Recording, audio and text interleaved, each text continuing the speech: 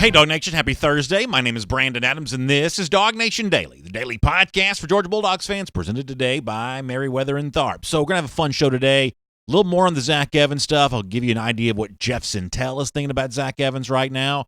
We're going to bring on, do you remember we talked this week about the, attempted visit by Jeremy Pruitt in Houston for Zach Evans, where Evans apparently gave him a little bit of the Heisman stiff arm? We'll go in detail a little bit more about that story with the guy who actually broke that story. So that's coming up a bit later on today. We're going to have some fun with McCall Hardman being in the Super Bowl. I think kind of a fun topic off the top here involving how the Georgia offensive line might be changing a bit under Matt Luke, according to one of the key figures who could be a part of that. In fact, why don't we begin with that right now? As DawgNation Daily, the daily podcast for Georgia Bulldogs fans, presented today by Merriweather and Tharp, begins right now. Today's episode of DawgNation Daily is brought to you by Merriweather and Tharp, your source for Georgia divorce. Find them online at theatlantadivorceteam.com. Presented by DawgNation.com, this is DawgNation Daily, the daily podcast for Georgia Bulldogs fans. Here's your host, Brandon Adams. You know, around here on DawgNation Daily, presented by Merriweather and Tharp, we're lucky in that we get to talk to a lot of Georgia players, former players, who kind of give us a little bit of an insight into what it's like to kind of be in the key rooms where things are happening. You know, on the field where the games are being played, important visits, how those go down, what players care about in a moment like that. And with all that in mind, I thought we had a really good moment on this show on Monday. It was fresh off the official visit for Broderick Jones, the 5-star UGA commit, Cedric Von Prawn-Granger, the 4-star UGA commit, two very good offensive linemen, about as good as you're going to be able to find. They were both on campus this past weekend, and I had a chance to ask, in the aftermath of that, our buddy John Stinchcomb, former UGA All-American, a guy who is very deliberate in every decision he makes, as a big-time offensive lineman. John, you were once one. These guys are that now. As a big-time offensive lineman, what is it that you're thinking about when you go on that final visit before you put pen to paper, ink on the letter of intent, and become officially a member of this class? What is it that you care about? I thought John Stinchcomb did a great job of describing just that. Let me give you a quick reminder. Here's John on Cedric Von Prawn and Broderick Jones. Well, I think they're looking for confirmation that it's the right fit with the guys, that it's the right culture that they want to be a part of for the next, 3, 4, 5 years of their life. And at this point in the game, they should know that aspect. But I think what I see for them as a question that needs to be answered is Matt Luke. I mean, they were recruited by Coach Pittman, and he's no longer in Athens. So the question that they need answered, and at least confirmed with what they probably suspect, is what their roles will be, what that relationship with him looks like. I think they're gleaning a lot of information from the players that practiced with him in preparation for the Sugar Bowl, and making sure that the University of Georgia is the right place for them.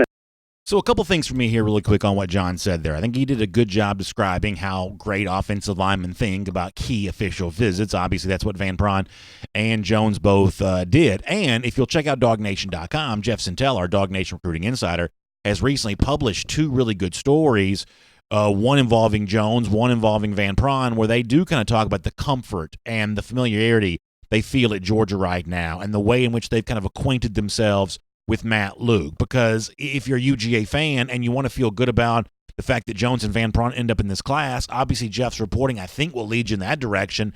But maybe even more crucial than that, if you want to feel good about the direction the Georgia offensive line is going to take with Matt Luke at the helm, I think the story of how the Jones recruitment is ending, assuming it ends up being good news. The Van Prawn recruitment is ending, assuming it ends up being good news. Jeff has certainly hinted that he feels like it will be good news on both these accounts. As this evolves, I think it gives you a chance to feel good about the new era for the Georgia offensive line, one led by Matt Luke, because we're going to get more into a moment on what Luke is as an on-field coach, and I think that's important. But maybe what's more important than that is that he is seemingly good at the thing that Sam Pittman was always really good at. Now, they're very different how they go about their business. To my knowledge, Matt Luke has no catchphrase. There's no yes, sir coming from him in terms of how he deals with people. But given the fact that Broderick Jones could go anywhere, seems to still be pretty comfortable with the situation here at Georgia. Given the fact that Cedric Von Pron could go anywhere, seems to be pretty comfortable with the situation here at Georgia. Matt Luke proving to be a good developer of relationships. And it's kind of funny. If you go back to when Luke first became Ole Miss head coach, he talked a little bit about this. And I played this audio for you before on a previous edition of our show. But Luke was kind of talking about, what do you miss as an offensive line coach? How is being a head coach different?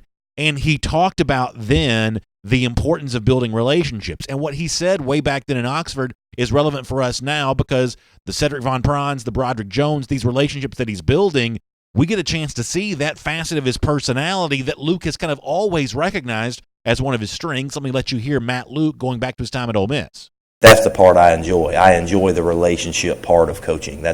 To me, that's what I'm good at, and that's what I enjoy doing. And it's just a much more broader scope and getting to know more people instead of just focusing on 3 or 4.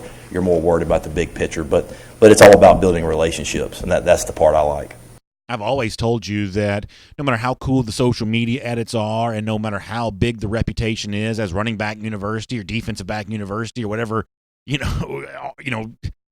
various kind of university you want to have, ultimately recruiting is won by relationships. The ability to be authentic with people, the ability to be yourself in a situation like that. And by the way, Luke's not the only one influential with Jones and Van Pron. I mean, I think Jeff's has, kind of said that a guy like Jonas Jennings has played a huge role in Broderick Jones' recruitment, but ultimately Matt Luke is the offensive line coach these guys are going to play for. And it seems like Luke is good at the thing that Pittman was also good at, which is just making guys feel at home, making them feel comfortable, making them feel like that this is a place they can be for 3 to 4 years and really feel themselves there. And so if you're a Georgia fan wanting to feel good about Matt Luke, the story and the way these things are unfolding, I think is an easy way to do that. But then there's this. As I said before, there's also kind of an interesting, I guess, evolution maybe of the Georgia offensive line, because if you go to DawgNation.com right now and you look at the Cedric Von Pron story, there is a very interesting nugget kind of deep in the story. Van Pron talks about a lot of things about,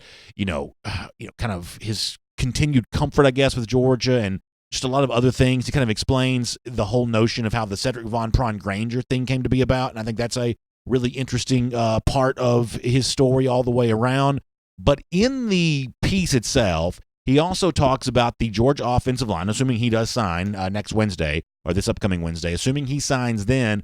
What kind of Georgia offensive line will he be a part of? And the words of SVP here, I think, are really, really interesting. Let me read this to you. You can read the entire story, and I think you should, from Jeff Sintel at DawgNation.com. But here is one key quote.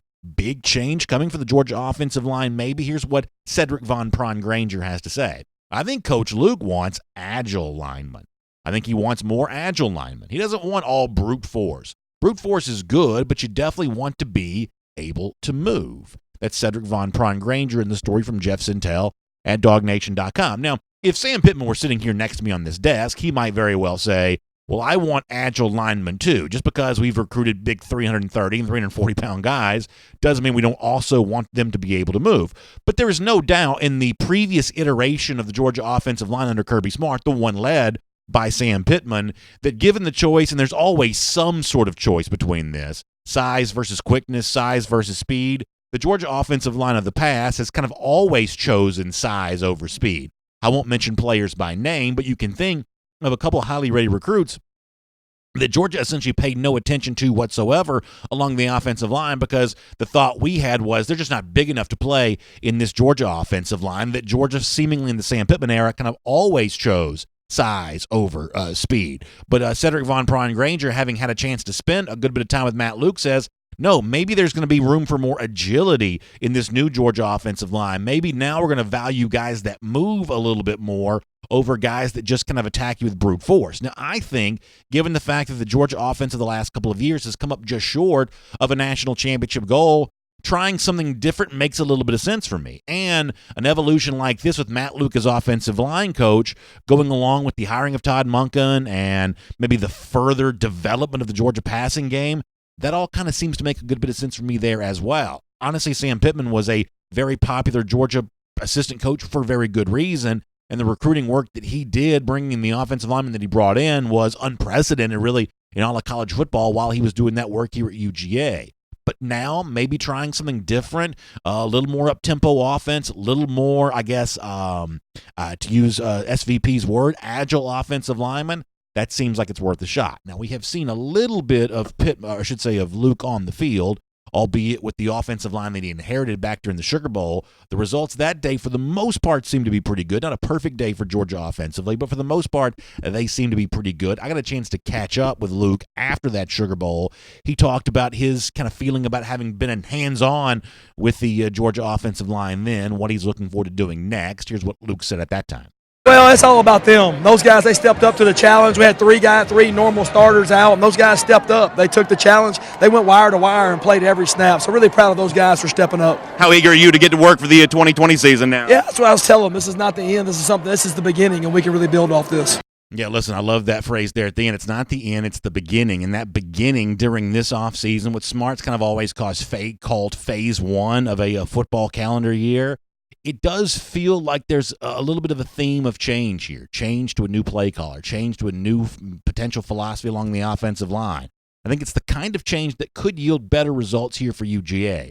I think it's a fascinating metamorphosis. Is that the right word? Metamorphosis to watch unfold here. Can't wait for spring practice to see more of it ourselves. Good competition along the offensive line. This is definitely a fun time to be a UGA fan, plugged into all the things going on around the program.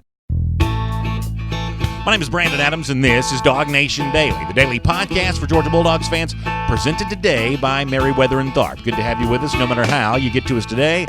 Live on video, 10 a.m., DawgNation Facebook, YouTube, Twitter. We're on the radio at noon on Athens Sports Radio 960 The Ref, and we are available as a podcast wherever you find them, including the world-famous DawgNation.com. Interesting guest coming up. I'll tell you more about that in just a moment. Let me also tell you this, that our friends at Merriweather and Tharp do bring the show to you today.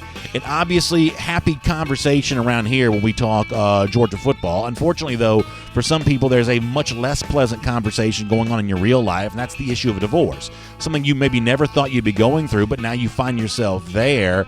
And it leads to a lot of questions about your future, your financial future, your connection with your children in some cases. Merriweather and Tharp certainly understands all of that, and they want to be an advocate by your side. You may be going through this for the first time, but Merriweather and Tharp has been through this thousands of times. They have a lot of institutional knowledge and memory gained through that experience, and they can put that experience in work for you.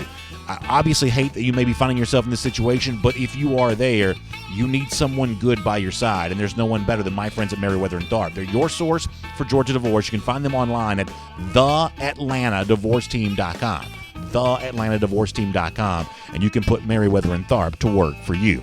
All right, as I said before, a little bit of a different guest today. First time, I believe, on the program for Trey Wallace. Let me tell you who Trey is, and I'll explain why this is going to be interesting. If you'll remember, this week we've kind of talked about the attempted visit of Jeremy Pruitt to see five-star running back Zach Evans in Houston. Pruitt was there at North Shore High School, the school where, at least my understanding is, that Evans has finished his coursework. So it wasn't going to be an in-school visit because Evans, I don't believe, is a student at North Shore High School anymore. Everything is kind of caveated and sort of qualified. But the visit apparently didn't go down. The guy who reported that first, I believe, was Trey Wallace. So Trey will tell us more about that coming up. The latest on Zach Evans. Trey is based out of Knoxville. Evans was just in Knoxville this past weekend. So we'll do a little bit more intel. We'll try to squeeze together what we can on Zach Evans here coming up in just a moment. Before that, though, let's go around the doghouse today and let's make Zach Evans also the subject of that here for a moment. One way or another, there is still a huge level of curiosity about how things happen with Zach Evans. Yesterday, when we did Before the Hedges presented by Kroger, the subject of Evans obviously came up. I wanted to let you hear what our buddy Jeff Sintel, DawgNation's recruiting insider, had to say about that as of yesterday. And so from the perspective of Sintel, here is kind of things where they are with Evans at the moment. Take a listen to Jeff. A lot of people are wondering if that's going to be the Kirby Smart signing day special fastball. Mm-hmm. It just wouldn't feel like the Zachary Evans recruitment to me if he chooses to do that on a day when everybody else is signing. Reminder, I think the only thing Zach Evans can do now is make a commitment and then show up somewhere, wherever he wants to go play college football. He's visited Ole Miss lately. He's visited Tennessee. I think they painted the rock for him in Knoxville. And Jeremy Pruitt was around North Shore High School in Houston, Texas this week and wasn't able to get an in-home visit that day when he was recruiting. The names that you keep thinking about here is, what did he put out on his Instagram that Florida wasn't happening? Zach Evans, all the talent in the world, everybody's waiting and watching and wondering. So listen, speaking of Instagram, I guess there was also the thing that you may have seen the online chatter about, that Evans went on Instagram Live and said that he was either wanting to take a visit to UGA this weekend, taking a visit to UGA this weekend. I can't confirm that. I have no idea if that's true, but I've seen it everywhere, all over the internet. I don't know why recruits can't talk about their visits on Twitter like they used to back in my day. The Instagram thing sometimes is not the easiest thing for me to follow, especially the Instagram Live stuff. But that's been kind of out there. I guess the one big takeaway for me on all of this is what Jeff says there at the beginning. That, UGA fans have kind of come to expect, hey, this big announcement from Kirby Smart, big signing day surprise. George Pickens was the version of that, the 2019 class. You can think back on the 2018 class. That kind of had its own signing day type surprises. In the case of Evans, because of the uncertainty around his letter of intent, signed, released, whatever else, it certainly stands to reason that the conventional wisdom is he can't sign another letter of intent, which means we probably don't get any kind of announcement from him one way or another about anything on Wednesday. For those of you kind of ready for the Evans drama to be over, my guess is on Wednesday it's not over one way or another, at least based on what Jeff is kind of saying right there, which certainly seems to make a lot of sense. I'm fascinated by this. I'm entertained by it. I don't think it's close to being done. And your guess is as good as mine where any of this is heading next. We'll find out more about Evans, by the way, in just a moment. Let me also remind you, as we get ready for the big game here on Sunday, Kroger's got you covered with party trays to give you more time to enjoy the game. In other words, you're not in the kitchen working on this. You can sort of sit back and enjoy yourself with veggie trays, meat trays, even gourmet cookie trays, which you had me at hello when it comes to that. Here's the website to go to, Kroger.com/order online. Kroger.com/order online, and you can place your order today. All right, great to have you with us here today on DawgNation Daily. We'll have more on, by the way, speaking of the Super Bowl, McCall Hardman enjoying himself in Miami coming up in just a few minutes. For now, though, let's talk to, from Fox Sports in Knoxville, a guy who knows the Vols program pretty well, interesting reporting on Zach Evans as well. Let's talk to Trey Wallace. So a guy that really does a great job around the SEC and been an interesting voice there coming out of Knoxville for a while. I believe first time to be here on DawgNation Daily is Trey Wallace. Fox Sports Knoxville. You can hear him on the radio. You can also read him a bunch all over the internet. We'll give him a chance to kind of tell us more about that in a moment. First of all, though, Trey, welcome into our program here today. Thanks so much for spending some time with us. Hey, good morning, Brandon. How are you, buddy? I'm doing really well, and I'm really happy to have you on the program. You had some very interesting tweets this week that got some attention after Zach Evans' official visit to Tennessee this past weekend. Jeremy Pruitt tried to catch up with him in Houston there around North Shore High School. That wasn't able to go down. Was this a miscommunication? Was this a Zach Evans kind of rebuffing Jeremy Pruitt and not wanting to spend time with him? Do you get a sense of what the nature of this, I guess, lack of connection was when Pruitt was in Houston this past weekend?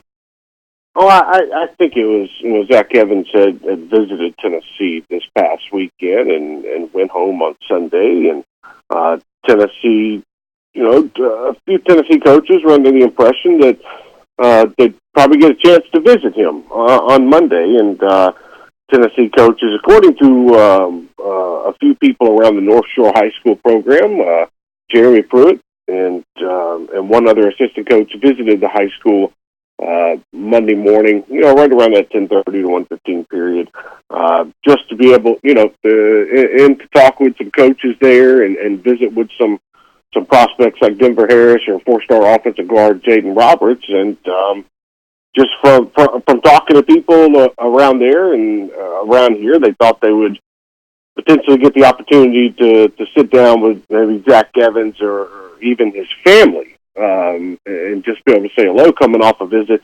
That didn't go down. Now, look, we're in the business where you can chalk that up to a couple different things: miscommunication, the young man may be playing games, or just bad luck. But Jeremy Pruitt and one of their assistants, they were in Houston Monday morning, and you know what? It just it kind of goes right in the parallel to this whole Zach Evans recruitment, because this is not the first SEC school for this to happen in the last week and a half, 2 weeks either, going to Houston. So That's certainly a fair point. Tennessee is a little bit of a late entrant into this race, at least to my knowledge. Do the Vols feel like they have a real shot at Evans here? How do they feel like the visit went in Knoxville last weekend?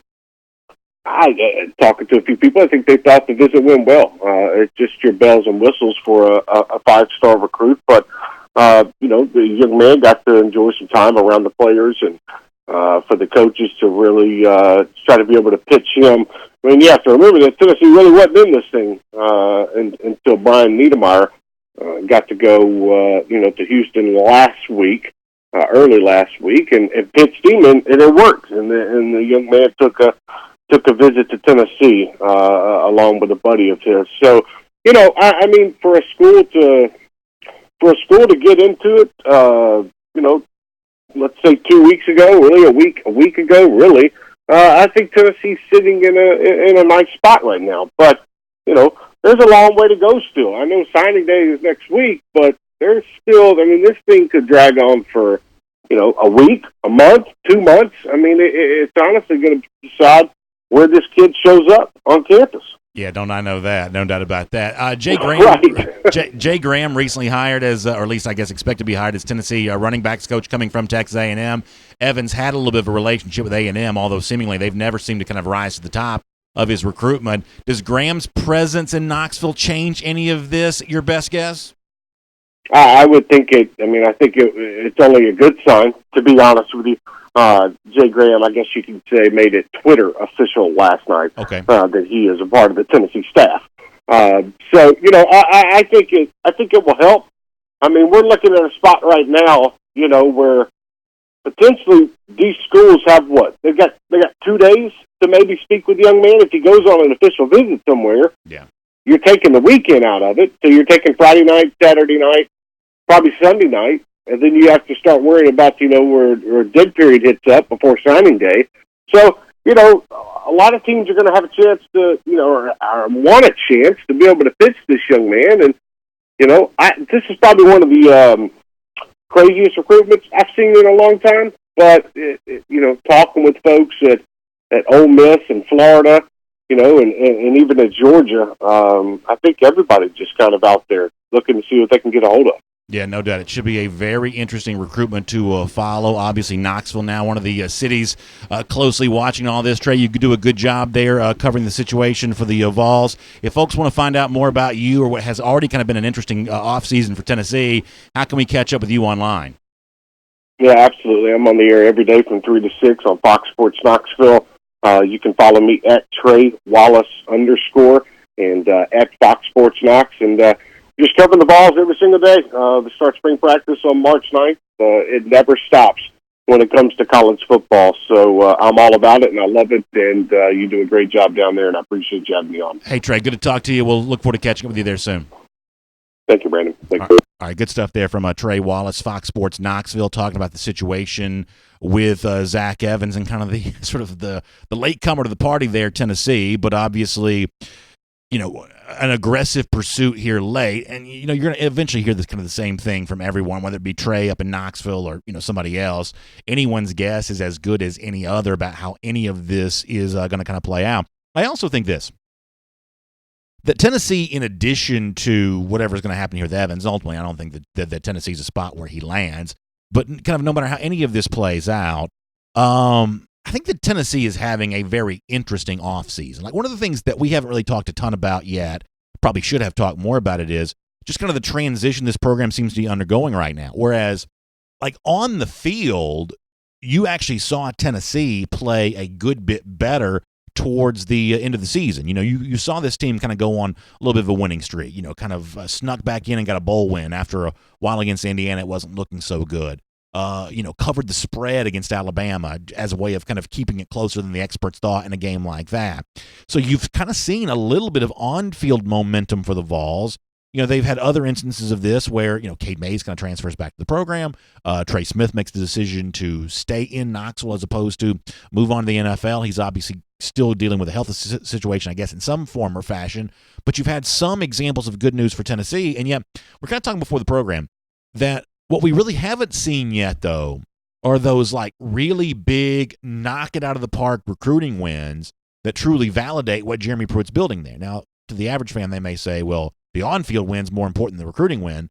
But the truth is, what's really important in any kind of situation like this is what helps like create some compound interest for you. I don't necessarily agree in momentum as a concept, but I do agree in the notion of compound interest, that sometimes good news does begat more good news because of what it has the chance to bring in for you. And the way that you see that compound interest show up sometimes is in recruiting. And it's not that Tennessee's necessarily done bad, but they haven't really had that knock it out of the park moment. They get the visits. They get Zach Evans on campus, and they got Darnell Washington on campus for his final official visit. But where are the moments in which they actually turn those visits into signatures? Thus far, Jeremy Pruitt has been a noisy, what's the term in baseball? You ever heard of like a noisy out, where you hit the ball 330 feet down the right field line, but it ends up being caught right there in the corner?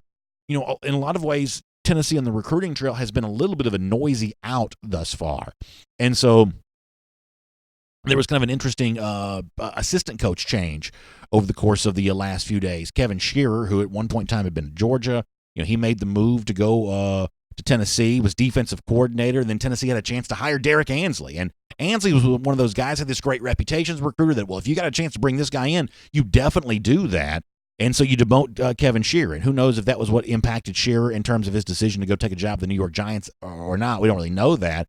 But, it's a little bit of an unsettled situation. Shearer, a guy I think they believed in, I think they liked. Now he's moving on to the New York Giants. Derek Ansley's in place in defensive coordinator, and yet in terms of those big recruiting wins a guy like Ansley's going to bring in, I haven't really seen as many of those as I would have expected. My point here is I think the situation below Georgia in the SEC East, and yes, I do still believe that Georgia is justifiably at the top there in that division. I think the situation below that when it comes to Georgia is still very unsettled. Admittedly, I thought that Tennessee might prove to be a real threat to Florida for that position right underneath Georgia. And I thought that South Carolina, under Will Muschamp, because Muschamp has gotten some recruiting wins, I thought he might be able to do some of that too. As of now, I think that's still pretty unclear. Florida has had back-to-back top 10 seasons. Tennessee just put itself back in a bowl for the first time in a long time. So I am very interested to see, what does the rest of the SEC East look like? Is Jeremy Pruitt building something there in Knoxville that's going to last? I don't expect it to involve Zach Evans, but who's to say it won't involve something else? Is Will Muschamp, now that he's hired a competent offensive coordinator, is he doing something? This is going to be a fun year in this division to kind of find out. Is Georgia's lead in this division still as wide as it has been perceived to be, or are there teams who are going to make things more difficult for the Dogs in the time to come? We got a little bit more time here before we move on. I'm going to get a couple of your comments on both Facebook and YouTube. We'll take a little time to do that. I also remind you about my friends at Marlowes Tavern, because this is a wonderful time right now to go check out the Marlowes Tavern near you. And there's probably one right there in your neighborhood. You should check that out and find that out. And when you get there, here's what you're going to experience. One of the great meals, or if you go there for like a happy hour situation or something like that, you're going to experience one of the great nights out, date night, business lunch, whatever it is. I love the chef-inspired food. I love the craft cocktails. I'm the kind of guy that I like high-quality comfort food, and Marlowes Tavern has a lot of that. If you like the, more, a little fancier stuff, Marlowes Tavern knocks that out of the park there as well. You enjoy a good cocktail, and who doesn't? Marlowes Tavern going to take really good care of you on all of that, too. You've heard us brag about it for a long time. Maybe you haven't stopped in to see one yet, but the Marlowes Tavern right there in your neighborhood would be a great choice if you've got a night out coming here. And as you get ready towards Valentine's Day, good thing to think about there a little bit, too. Drew Roman, by the way, in our Facebook comment section, mentioning Jordan Birch, the possibility he's going to go to LSU. We're actually going to talk more about Birch coming up a little bit later on in our program here. There is some new details out there with Jordan Birch. I mean, I guess spoiler alert, the most important part of this is, for some reason, I felt like Georgia's chance on Birch probably expired after this past weekend. It does seem like that Birch was at LSU. There had been some online chatter about that. Seems like that was true. So this visit elsewhere in the SEC that had been rumored for Birch, apparently it did go down. Georgia was not the beneficiary of that. So we'll talk more about Birch coming up. And there is, I guess, some official news to report on him one way or another. Tim Tatum says the problem with Tennessee is that gaudy orange, that creamsicle color. Yeah, listen, I've never liked that Tennessee orange. That'd be a hard thing for me to wear a whole bunch. It really would be. That'd be a tough thing all the way around. Matthew McGahee says the problem with the Tennessee orange is as soon as you buy assured it's already faded, and that's also kind of true there as well. I guess I sort of feel the same way about all the orange. I'm just very, very thankful that Georgia doesn't have to deal with the orange colors. Channing McDowell says, who would I rather see Georgia sign, Zach Evans or Jordan Birch? So I've been pretty clear about this. I know that some people, and this is true kind of anytime something like this stays in the news as long as it has, you start to see a little bit of growing frustration with the Zach Evans news cycle, the whole notion of is he coming to Georgia, is he not? I've said before, I'm kind of entertained by it. I kind of like the twists and turns, even if he doesn't end up at UGA. This has still been kind of a fun soap opera for me. I don't want him to go to a Tennessee, I'll admit that. I don't want him to go to a Florida, I'll admit that. But for the most part, the whole soap opera is entertaining no matter where Evans lands. Some people are getting tired of it, and here's the point I keep making about that. And this goes back to the question of who I'd rather see Georgia sign between Evans and Birch. I actually believe that Georgia has a need for another running back. And it's not because I don't think Zamir White's good, because I think he very well might prove to be very good this season, especially another year removed from his ACL injuries. I've got no reason to think that Kendall Milton is anything other than the very impressive running back we saw him be, and so many of us were watching his high school highlights so closely all year long. I think Milton has the look of a really good back. I think that James Cook and Kenny McIntosh, in their own way, both show a great deal of promise. However, I think you need 5.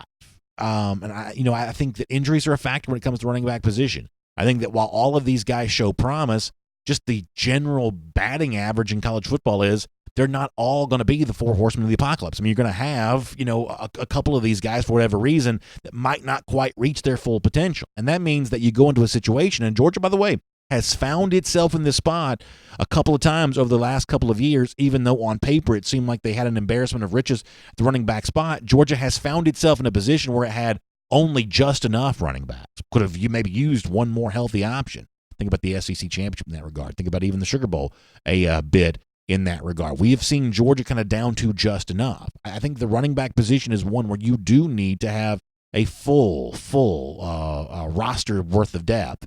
I think an extra running back here does matter. This is more than just being enamored by the incredible talent of Zach Evans. This is about Georgia needing someone to pair with Kendall Milton, who may be as good as Kendall Milton or may be as good as the other running backs that Georgia has in his roster. So you can make a case that Georgia needs defensive linemen too, but I think the more significant need is at running back. Even in a changeover to an offense that might throw the ball a bit more, running backs are still going to matter a lot for Georgia. From that standpoint, I think that Evans is more than just a luxury. I do think he is a bit of a need. If Georgia doesn't have the 2 elite backs in this class, I think it'll be an opportunity lost a bit for UGA. So that is certainly my take on that. By the way, speaking of takes, I've got more of them for you.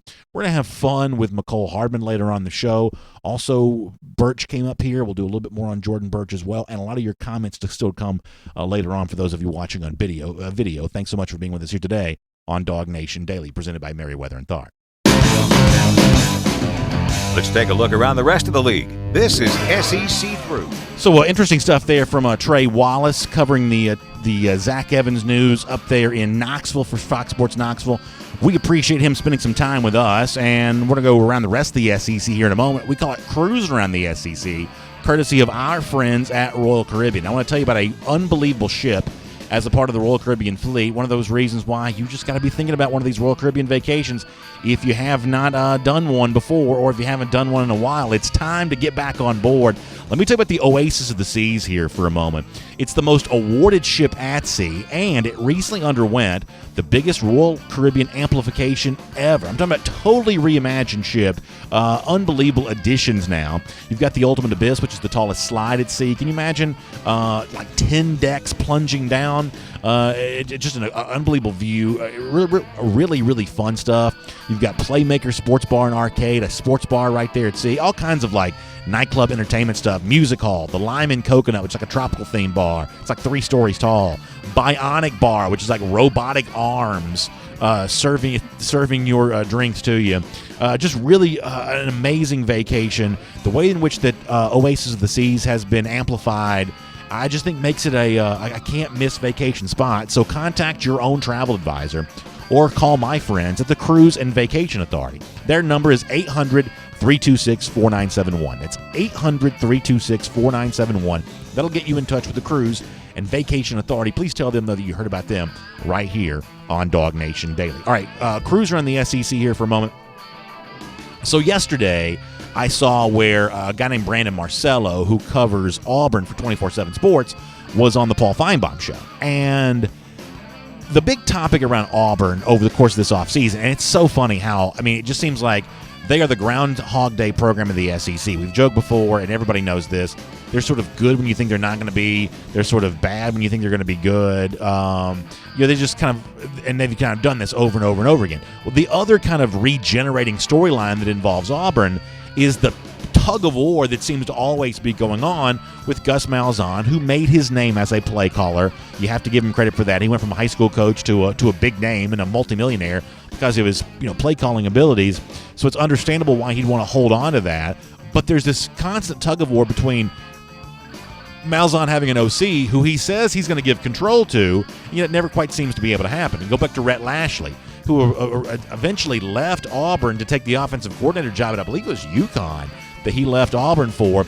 You don't leave OC job at Auburn for UConn unless you don't really feel like you have full control of the situation there at Auburn. Malzahn said he would. I don't think Rhett Lashley necessarily felt that way. In fact, I think there's some people way back in the time that this is prior to 2017 that may have thought they were trying to set up Lashley as a potential scapegoat if Malzahn had gotten himself into some trouble, but nonetheless, that didn't really go well. Chip Lindsey, you bring him in. You're going to let him have full control of the Auburn offense. So this is the former high school coach here in the city of Atlanta. Ultimately, that never probably quite happened either. And so now, after calling plays himself in 2019, Auburn getting a new offensive coordinator, and this is a guy with some credentials. This is a former $1 million offensive coordinator at Auburn, former, at Clemson, former head coach at Arkansas, former head coach at SMU. It's Chad Morris. And Gus Malzahn said he's going to be our offensive coordinator. He's going to get to call plays. Well, Brandon Marcello, who knows the Auburn scene pretty well, goes on the Feinbaum show yesterday and says, I'm not quite so sure that's going to end up being the case. Boy, isn't that interesting? This is the guy that if Malzahn's ever going to trust anyone, this is the guy that you would think you got to be able to trust. They are friends, and Morris has some credentials. If Malzahn doesn't yield on this, if he stays controlling and micromanaging when it comes to his offense, I think it's ultimately going to doom him there at Auburn. It's going to cost him his job eventually once this buyout becomes a little less onerous after a couple more years pass. This is a story worth watching there on the Plains. Pretty interesting stuff all the way around. Speaking of interesting, I was also interested in what Dennis Dodd from CBS Sports had to say about some of the recent coaching hires. He kind of gave them all a letter grade. This is sort of classic internet stuff. I do eat this kind of stuff alive. However, I disagree with Dodd in a big way on one of the coaches that he evaluates. First of all, he gives Mike Leach an A grade, the hire made by Mississippi State. I told you before why I don't think that's true. There's one sentence in particular here that I think is worth reading, though, from Dennis Dodd on Mike Leach. He says that Leach's preference to work under the media radar in small towns, he means like Lubbock, Texas, and Pullman, Washington. He says that desire is going to be tested at Mississippi State. Dodd says, yes, this is Starkville, but the SEC is covered like no other conference. That is true, and ultimately that's why the Leach hire for me is on an A grade. He can't be, goofy, sort of whatever he has been, kind of cartoon character like you can get away with in Pullman and Lubbock and places like that. The media there is quaint. They find that to be entertaining. The only thing entertaining in Starkville, though, is going to be winning. It's going to be winning the Egg Bowl, winning your share of SEC West games. And the moment that Leach excuse makes, which he has done in some of his previous stops, they're going to turn on him in a big way in Starkville. I can guarantee you that. He gives an A grade to Lane Kiffin as well. The one, though, that's a big disagreement for me, though, is Dennis Dodd, CBS Sports, gives the hire of Sam Pittman only a C- there at Arkansas. He says, as an SEC head coach, Pittman is a heck of an offensive line coach. I understand that, and I told you before that I was surprised that Pittman got a head coaching position. And yet when you look at the way that Pittman has acted since becoming head coach, hiring Kendall Browse as offensive coordinator, that's a real legitimate hire. Hiring Barry Odom, former Missouri head coach, as his defensive coordinator, that's a real legitimate hire. Getting a chance to host a guy like Broderick Jones for an official visit, even though Jones is not going to go to Arkansas, I don't believe. Getting a chance to host that guy, other recruiting work that they've done. Say what you will about Felipe Franks, but Franks is a starter in the SEC. He brings experience to the quarterback position. I think that Sam Pittman, since becoming Arkansas head coach, has proven himself, I think, thus far to be more than a C-minus higher. And I think because you do have a clown show in Starkville, and because I think that Lane Kiffin as a head coach is probably a little bit overrated. I like him as a play caller, don't love him as a head coach. I think the situation in the Magnolia State with Ole Miss and Mississippi State, I think it opens the door for Sam Pittman to have a great deal more success. So that's me kind of vouching for Pittman, at least here for a moment. And then finally there's this. So Saturday on South has reported, there had been all kinds of online chatter on this, and Saturday on South took it a step further to say that Jordan Birch indeed was at LSU this past weekend. That, to me, at least my best guess, any kind of remote possibility you thought Georgia had with Birch, the fact that he visited LSU, even though Dave Aranda's not there anymore, I don't know. I mean, the best I can tell you, that probably feels like it closed the door on some of that. You can, I guess, decide for yourself if you think that's true, but that's kind of my feeling on that the Birch thing may not be a Georgia story really at all anymore. Remember, he told our folks there at the Under Armour All-American game that I think Georgia was like, 5th place or something like that, not really silver medalist, bronze medalist, or anything when it comes to his recruitment when he initially pledged to South Carolina back in December. However, the state, the big news entity there in Columbia, South Carolina, is reporting that Birch will make his kind of final deal here as a part of a ceremony at 1 p.m. at his high school there in Columbia, South Carolina next Wednesday. So if you wonder, does Birch end up somewhere other than Columbia, other than the Gamecocks?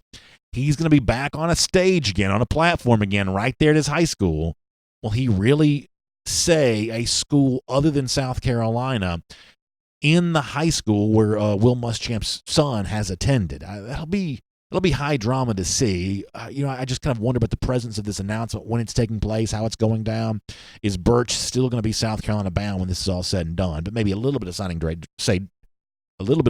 day drama to watch when it comes to Jordan Birch. We'll make that cruise around the SEC, courtesy of Royal Caribbean. Okay, here on DawgNation Daily, presented by Merriweather and Tharp. I think it's been really fun over the course of this week to watch both teams really in the Super Bowl in Miami enjoying themselves, and in particular, Kansas City Chiefs wide receiver, obviously former Dog, McCall Hardman. The Chiefs themselves even put out a video of Hardman kind of going through Miami, kind of microphone in hand. I got to tell you, I guess I never quite realized at Georgia that Hardman had this much of a personality. The folks who've kind of grown up around him, around Elbert County, could probably tell you more about that. But, I mean, he is just a natural behind the microphone here, and with the Hunts, the ownership family for the Kansas City Chiefs, other players, he's just kind of really enjoying himself. He's incredibly charismatic. Of course, his outfits going into the AFC playoff games are kind of fun to watch.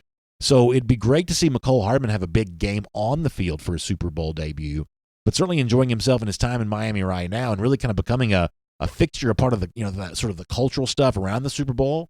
McCall Hardman's done a really good job of being a part of that. You can go to Kansas City Chiefs on Twitter and see more of the video involving McCall Hardman. Also, BetOnline has props out for all the players, the key players in the game. But it might be appropriate to give you a little bit of an update about what expectations are for McCall when it comes on Sunday. He is plus 6,600 to win the MVP. His over-under for receiving yards, 21.5. If the Chiefs win, Mahomes is the MVP. So I don't think that Hardman's necessarily good odds as an MVP. I do kind of like the over on the receiving yards at 21.5, maybe under the pass receptions, which is set at a reception and a half. I might just leave that alone all the way around. But the over on the receiving yards, kind of an interesting thing there. Over under on his first reception is 9.5 yards. Over under on his longest reception is 14.5. Will he score a touchdown? Yes, pays plus 400. That means you wager 100 to win back 4. No pays minus 525. You have to bet 525 to win back 100. So that's what BetOnline has set as the expectations for how McCall Hardman might perform in the Super Bowl. So obviously looking forward to the big game on Sunday. We talked about this on Before the Hedges, presented by Kroger yesterday. It's actually amazing when you think about it, and it's probably more of a statistical oddity than it is something you could actually tangibly attempt to do. But Georgia's now had a player in the Super Bowl for 19 consecutive years, 3 different Super Bowl MVPs. There's a great deal of UGA football history connected to the Super Bowl, and that ain't a bad thing when it comes to every program's search for fame and attention. Georgia connected to the biggest sporting event in America for sure, and that connection dating back for as long as it has. I think it's a pretty cool thing. So McCall Hardman will try to keep that tradition alive coming up on Sunday. Speaking of traditions, here on DawgNation Daily, presented by Merriweather and Tharp, our most important tradition is the Gator Hater Updater. With that in mind, I'm proud to tell you that it's been 1,188 days since those lousy, stinking Gators have beaten Georgia.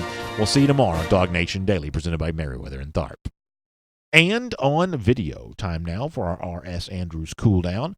We did a few comments before. We'll do a few more now and just give you a chance to kind of weigh in on anything you want to from today's show. I did a little bit of Facebook stuff a moment ago. Let me do some YouTube stuff right now, and then we will just kind of roll through here and have a really good time. And as we do, I'll remind you that our friends at R.S. Andrews make it all possible. You know, if you get an air conditioning issue, maybe not so much right now, more likely a heating issue or a plumbing issue, an electrical issue, listen, those plumbing issues, those electrical issues, they don't take a season off, That's not a seasonal business. You can have a plumbing thing pop up at any point in time, an electrical issue pop up at any point in time. If you got folks coming over to the house on Sunday for the big game, that's the last time you want something like that to occur. So let our friends at R.S. Andrews just make sure you got everything in working order the way it's supposed to be. And if you face a problem, they can fix it for you. Find them online at rsandrews.com. Okay, over on YouTube here for a couple of moments.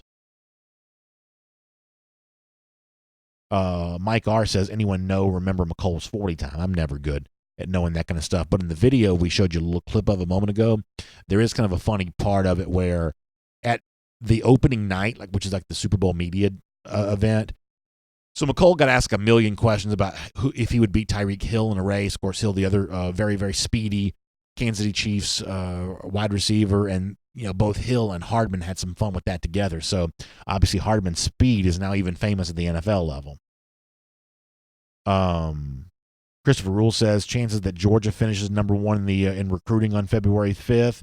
Honestly, I'm never great at crunching the math numbers and stuff like that. But the one thing that did jump out to me is, Christopher and Jeff wrote about this in the forum the other day, that based on the final re-ranks that have come out for all the recruiting services, Georgia now has 10 of the top 60 players in the country.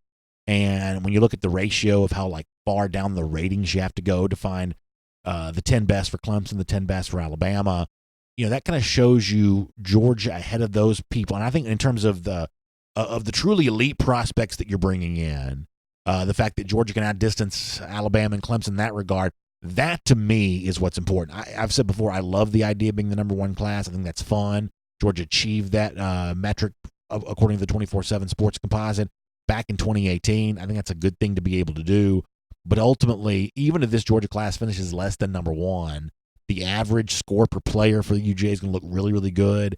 And the collection of elite talent in comparison to what Clemson's going to bring in, what Alabama's going to bring in, is going to look really good as well.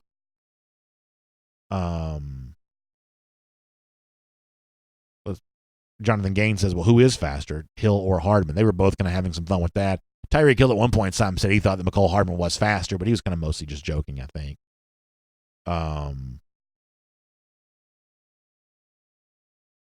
What else is going on?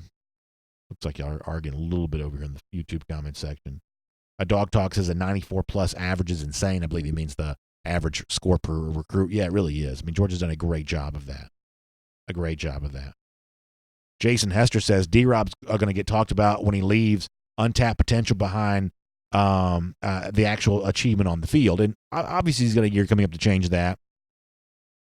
And, I do think that over the course of his couple of years here, Georgia has had a hard time figuring out the way to use him best. I think in 2018, probably guilty of not using him enough, period. In 2019, I think they were trying to get him the ball, and they just didn't quite work out. They for instance, first possession of the game against LSU in the SEC championship, they tried to target him. He appeared to be open. Ball just didn't quite get there. So by the end of this most recent season, it certainly looked like Georgia was trying to get Robertson the ball, and sometimes doing that with various levels of success. So obviously there's a chance to change that this upcoming season. DWB asking about Zach Evans. Yeah, listen, there is a never-ending supply of Zach Evans rumor innuendo. Joe Arnold says, who do you think will have the best year this season out of the new players? So we talked about this yesterday in terms of the guys that I think have the biggest chance to sort of break out and produce. I think the easiest answers here are probably, I mentioned Tate Ratledge among the group yesterday with Jalen Carter and Marcus Roseme and Kendall Milton. So I'm going to whittle that forward now to 2. I think the easiest thing to say is Jalen Carter, and I'll give you a specific reason why. Georgia just plays a lot of guys on defense. You only have 11 on the field at one time, but Georgia played about 30 with regularity. For instance, Trayvon Walker, even early in his season, was on the field a pretty good bit as a freshman. So I think what Walker did this past year is a little bit of a blueprint for what Carter might be able to do. Now, it's not easy to be as good as a freshman as Trayvon Walker was, but Jalen Carter's going to have a chance to sort of fill that same opportunity. He's going to be on the field, in other words, with a chance to make an impact. So Carter would be my one name. My other name would probably be Kendall Milton, because I think that Georgia will have a freshman receiver break out. I made my case yesterday a bit for Marcus Roseme. But ultimately, in terms of whether it's Roseme or Robinson, or whether it's Arian Smith or Jermaine Burton, different people are going to have different opinions on that. So it's not really a safe bet to take any one receiver as the one guy, because you got 4 different guys you're competing with. Georgia will likely have a receiver breakout. I make a case for Roseme, but it could be, plenty of cases made for the other guys as well for various reasons. However, at the running back spot, for now, the only freshman is Milton. And Georgia's just going to need more running backs to contribute. Just going to need more running backs to be a factor here. It's not going to be only Zamir White, getting the big time carries. We've seen freshman running backs be used at Georgia before. So give me Milton, give me Jalen Carter. Those to me are the safest bets right now. They may not be the overall best talents available for Georgia. For instance, a guy like Keely Ringo may be that. But defensive secondary right now is just a very difficult position to play in. Ringo's, I think, going to push for playing time, but this is just a deep secondary right now. So not quite as deep maybe along the defensive line, given the departures, not quite as deep at running back, given the uncertainty. So I'll bet on Milton and Carter for right now. Although Trey Droughty over here on Facebook does say that Keely is his bet. From a talent standpoint, that's certainly inarguable. Levante Peterson feels the same way. Robert Barnes says, I say Carter on defense and Robinson on offense. So a vote there for Justin Robinson, who Terrence Edwards recently gave some very kind words to. Joshua Campbell says, I'd like to get Dijon Edwards from Colquitt County. That's the running back that Georgia hosted this past weekend with all the Evans rumors kind of circulating. Georgia did host Robinson, played at a very high level in Georgia. That Region 1 competition down there is as deep as it's going to come. Colquitt County is obviously a really good program, and as Jeff Sentell has explained, Dell McGee has seemingly kept up pretty consistent contact with Dijon throughout pretty well this entire process. So it's worth following. It's definitely worth following to see how that ends up playing out. Josh Estes also says the people are sleeping on Kenny McIntosh, and McIntosh can have his chance to change that. I think you probably saw an example of this in 2018. Is it fair to say that over the course of that offseason from 17 to 18, a guy like Elijah Holyfield probably leapt ahead of Brian Harrion on the depth chart? Think about their first games together in 2016. It was Harrion who was getting the most playing time. And then in 2017, they're kind of both playing behind Chubb and Michelle a good bit. And then in 2018, it was really Holyfield who kind of emerged in that spot. So will McIntosh have a chance to leap ahead of some people? Yeah, he's going to have a chance to do that. Michael Lifton on the subject of Tank Bigsby. Yeah, it'll be fair or unfair. This is the way that's going to get talked about. Did Georgia make the right decision by seemingly not giving as much attention to Bigsby? Bigsby's even, you can go back and read this at DawgNation.com. He did not have the kindest things to say about the way that Georgia handled his recruitment. That's just on paper in black and white. You can read that for yourself. So if Bigsby goes on to be Bo Jackson at Auburn, it's obviously not going to be a very pleasant storyline for the people who enabled that to happen. Hugh Nash says he believes it will be Carter. He says he called Trayvon Walker last year. He said, I'd like for it to be Ringo. We're talking about breakout freshman here. So good stuff. Yeah, I think that Carter has a very good chance of being that guy. Randy Hall says also don't forget about James Cook. And yeah, I mean, listen, all those guys are going to have their chance for sure. My concern about Cook is always going to be, and maybe in the presence of a new offensive coordinator, maybe all of a sudden now it's easier to find that role for Cook. But I've kind of always been concerned of, he does so many different things, and yet it seems like in the past, sometimes Georgia's had a hard time finding out, okay, this is the thing that we think he does best. He's a running back that can almost be a slot receiver. He's, a guy you can throw the football to who can almost be a running back, and sometimes it almost seemed like an identity crisis a bit for how specifically Georgia wants to use Cook. Now, he's a little older. Maybe it's easier to use him because of his maturity. Maybe it's easier to use him because of the new play caller that's in place there.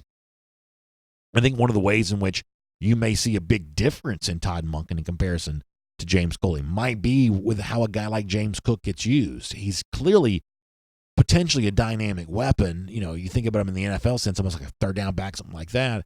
There ought to be creative ways to use him. We haven't really seen that yet, but that doesn't mean that doesn't happen this upcoming year. Philip Jordan Wells on the subject of Arian Smith, thinking that Georgia may have a way to use his speed, which would be a nice thing to be able to see. Terry Rigdon brings a really good point. I think this is a very, very fair point to make. That if Birch is not going to go to Georgia, probably better LSU than South Carolina. I can see that. I guess if I was making a prediction, and my predictions are always doomed to fail, I have a hard time seeing a young man, if he really is going to sign his letter of intent at 1 p.m. on signing day at his school, I have a hard time seeing him spike the football, pick LSU, and then walk out the door. I have a hard time seeing that happen. So if it's not going to be Georgia, I'm still going to be curious as to who it's going to be. You saw, I think it was A.J. Brown, the former Ole Miss receiver who's from Starkville. I think I have this right. He, at a ceremony in school there in Starkville, picked Ole Miss. You see some of that in Mississippi sometimes with those two rivals. You don't often see that a lot of other places where guys, do the big high-profile, announcement and choose something other than what the hometown fans are going to want. You don't always see a ton of that. But who knows? It'll be worth watching.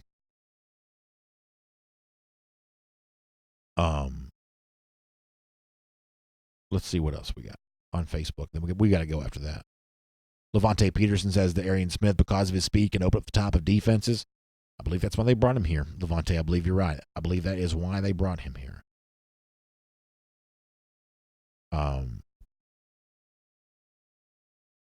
What else?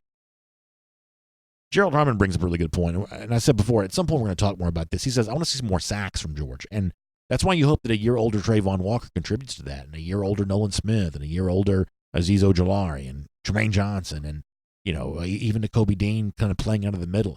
You do hope to be able to see more of that from Georgia. I do think that's the next step for the Georgia defense, that you've got to be impactful in that moment. And, we're probably not going to beat you over the head with the whole, havoc rate notion of this offseason. Probably got a little too much of that last offseason. That was obviously started by Kirby Smart, the players themselves, kind of wanted to push that direction. By the time the season ended, Georgia's defense wasn't really talking about havoc rate really at all anymore. But doing those kinds of things, I mean, go look at the college football teams that make the playoff, that produce a large number of sacks. Playoff teams kind of over-index for high sack totals. I'd love to see Georgia do more of that. Love to see more of that. Devin Glenn says, no air raid. We are still UGA. Yeah, I think there's a way of upgrading the passing game without going full air raid. I think you're right about that. All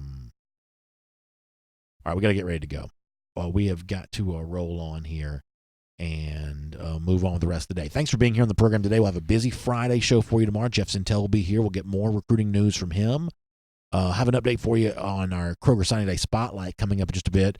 We'll try to touch on a couple of the other key recruiting storylines that are kind of out there. And I'll remind you to check out the AJC, AJC.com for Atlanta news now. A lot going on around the city of Atlanta, a lot for you to be aware of, including there were 30 state troopers fired after a cheating scandal. So apparently cheating not just reserved for Major League Baseball and Patrick Reed. Apparently you see cheating in other walks of life there too. AJC's got a story on that.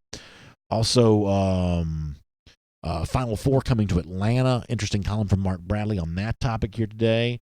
And, of course, Falcons fans discussing their desire to root against Kyle Shanahan the 49ers coach in the Super Bowl because of Shanahan's blunder at the end of the last time the Falcons were in the Super Bowl. So that's all. You can read all about that.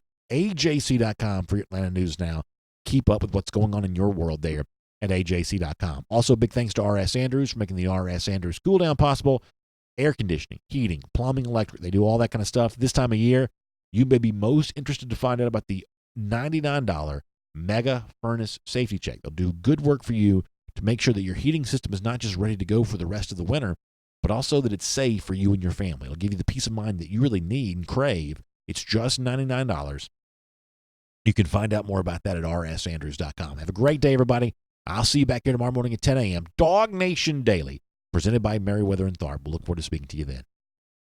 For more DawgNation videos, check out youtube.com/DawgNation.